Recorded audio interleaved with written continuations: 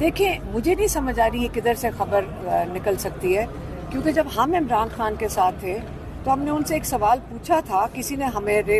ہمارے ذریعے پیغام پہنچایا تھا کہ آپ نے یہ پیغام دیا ہے کہ آپ نون لیگ کے ساتھ کوئی پیچ اپ یا وہ شروع کریں۔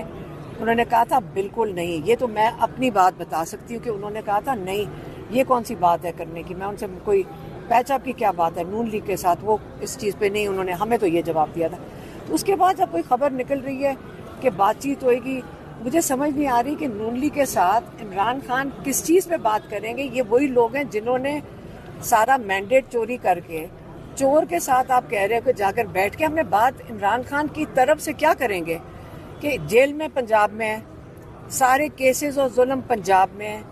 آپ ان سے کیا کہو گے کہ جی آپ ہمیں اب کیا مانگو گے؟ سب سے بڑی جو حرکت ہوئی تھی وہ تھی 26ویں ترمیم،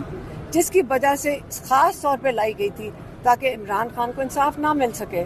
تو آج اب آپ خود ہی روز کورٹس کو دیکھ رہے ہیں کہ ایک ہی دن دونوں کیس لگا دیتے ہیں۔ ججز کبھی ایسے نہیں کرتے تھے، ججز کو خیال ہوتا تھا، لحاظ ہوتا تھا، لائرز کہتے تھے کہ جی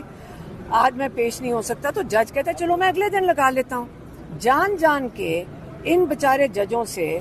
جو عمران خان نے ہمیں ایک پیغام دے کے بھیجا تھا، اب یہ سرکاری ڈپارٹمنٹ بن گیا، اور عمران خان نے یہ بھی کہا تھا اس دن کہ یہ اس وقت 26ویں ترمیم نے ہمارا